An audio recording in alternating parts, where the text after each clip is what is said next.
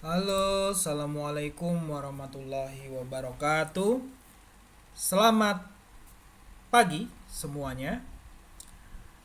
Hari ini kita akan belajar terkait dengan 3D Collider, ya. Juga bagaimana 3D Collider tersebut bisa kita manipulasi lewat properties yang ada di dalam inspektor. Dan kira-kira apa manfaatnya jika kita menggunakan 3D Collider. Baik, tanpa membuang waktu, mari kita mulai.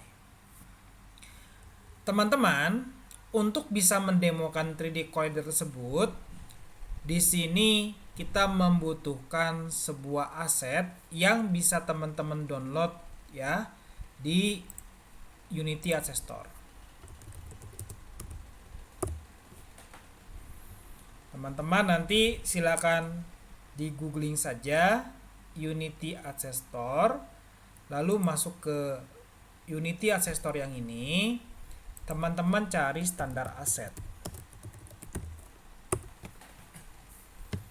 Nah, di sini teman-teman pilih dan nanti silakan open in Unity ya, dan nanti open Unity Editor.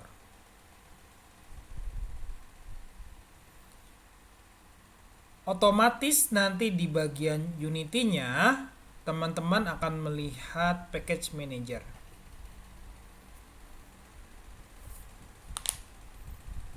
Oke.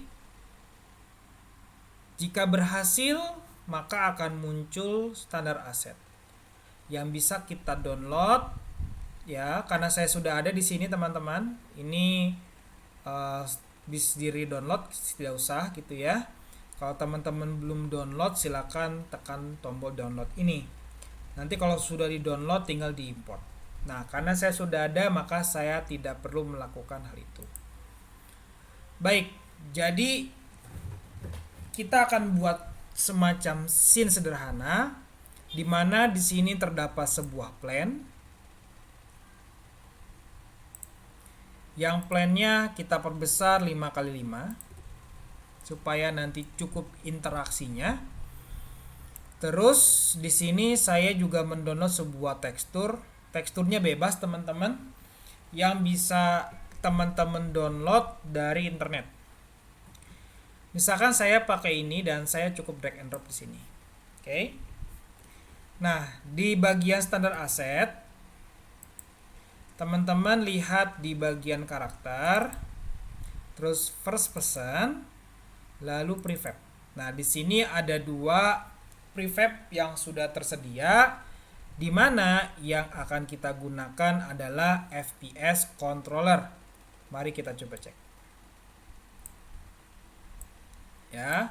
Dan ketika sudah kita pasang, jangan lupa untuk menghapus main kamera jika kita menggunakan FPS controller dari standar aset. Kenapa? Karena itu akan menyebabkan bentrok antara audio source yang ada di FPS controller dan audio listener yang ada di kamera. Ya. Di sini kita hapus saja. Oke. Save dan kita jalankan.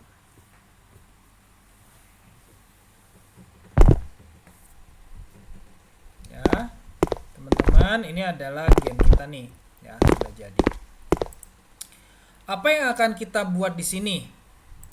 Yang akan kita buat di sini adalah saya akan membuat sebuah kubus, ya. Kubusnya seperti ini, dan saya akan lebarkan kubusnya, misalkan ini 3, ini 3 ya. Tapi panjangnya misalkan 20. Ibaratkan di tembok ya, atau wall. Ya, ini saya jadikan tembok. Dan saya akan sediakan juga satu kubus lagi.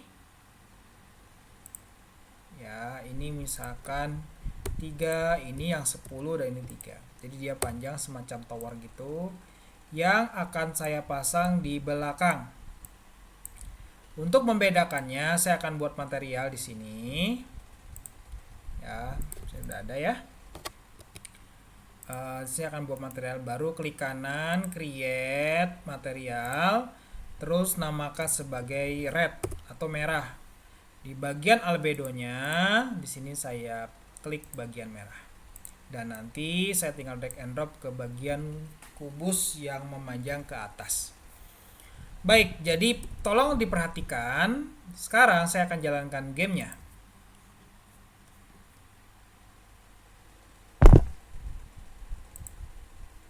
Oke, saya jalankan. Saya ingin menembus tembok ini dan mencapai kubus merah di belakang. Ternyata ketika saya masuk tidak bisa. Karena apa? Karena dia punya collider. Di mana collidernya? Di sini, teman-teman.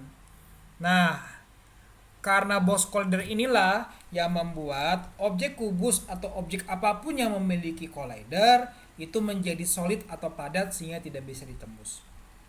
Jika bagian komponen collider ini kita matikan komponennya dengan cara uncheck yang ini, maka saat kita jalankan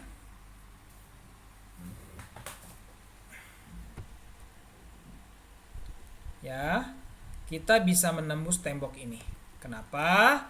Karena sekarang tembok kubus ini tidak memiliki collider sehingga tidak menjadi objek yang solid atau padat. Oke, sampai itu. Jadi manfaat collider itu dia menjadikan objeknya itu memiliki sifat padat atau solid ya. Seperti itu. Nah, mudah-mudahan dipahami ya terkait dengan materi dasar dari collider ini. Baik, berikutnya kita bisa membuat ya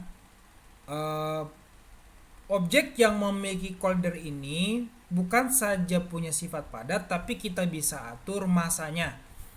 Masa ini itu berpengaruh terhadap apa yang bisa kita lakukan terhadap objek tersebut. Kita bisa buat objek itu berat sehingga sulit didorong, atau mustahil didorong, atau bahkan sangat ringan sehingga mudah didorong. Mari kita coba. Jadi di bagian tembok ini saya akan tambahkan rigid body. Rigid body, teman-teman, itu cukup ketika saja rig, maka akan ada pilihan. Kita di sini pilih rigid body yang tidak ada 2D-nya karena rigid body yang 2D itu artinya rigid body yang digunakan untuk game 2 dimensi. Di sini saya tidak akan buat game 2 dimensi, saya di sini buat game 3 dimensi. Jadi saya buat rigid body saja. Teman-teman lihat di sini ada bagian mas. Mas itulah yang menentukan berat atau ringannya objek kita. Jadi pada saat kita jalankan dengan mas 1, kita mendapatkan objek yang punya berat maksimal. Itu alasannya kenapa saat kita dorong ya, dia tidak terdorong. Seperti itu. Nah, FPS controller pun memiliki massa gitu ya. Jadi semua yang punya komponen rigid body punya massa. Sekarang bagaimana caranya kita buat dia ringan? Maka massa dari rigid body yang ada di tembok kita buat di bawah 0. Misalkan beratnya 0,5. Mari kita jalankan.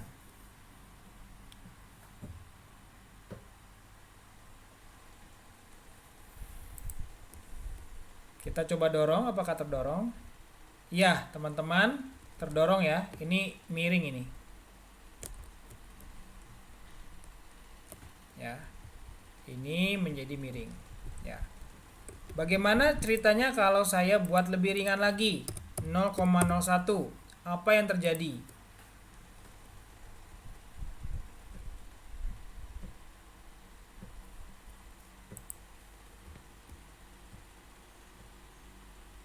Iya, sangat ringan sehingga baru disentuh saja sudah terpantul.